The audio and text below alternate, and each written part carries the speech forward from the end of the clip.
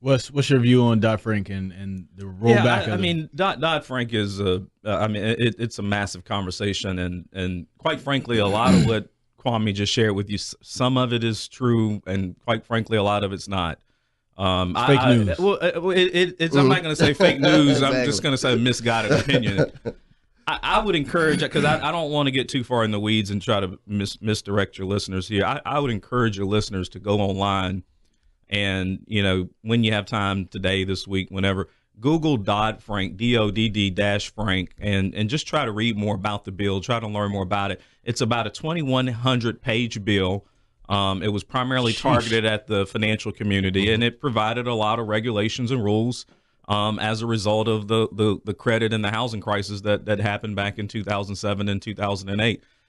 There are some parts of the bill that certainly does make sense and things that the banks ought to be doing.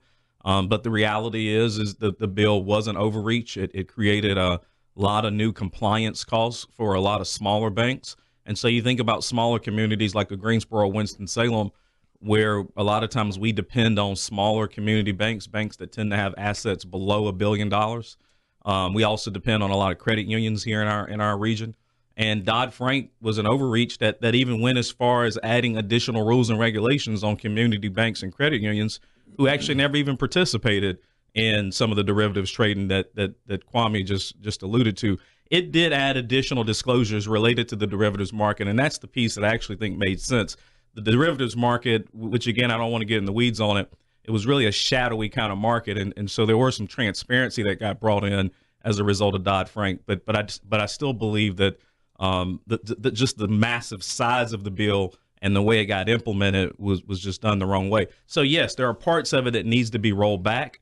I think in a Trump administration, that's what we're going to see. We're going to see people like Steve Mnuchin, who's the new Treasury Secretary, go to work on trying to restructure Dodd-Frank. And I think what we saw in the past week was sort of the first stab at that. So Trump signed a bill that was passed through Congress that basically just repealed one component of Dodd-Frank. So it didn't change the entire bill, doesn't repeal the entire legislation, but there was a component of Dodd-Frank that required oil and gas companies to essentially disclose the foreign payments that they received from other countries.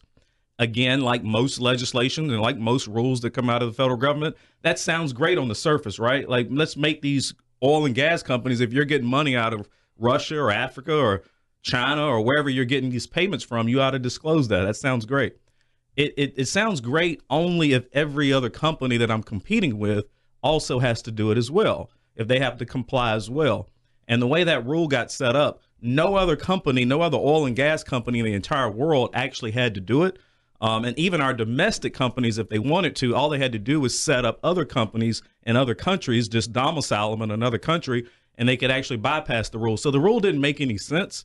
It was just adding additional compliance costs to the tune of about $600 million a year on the oil and gas industry, which gets passed down to consumers.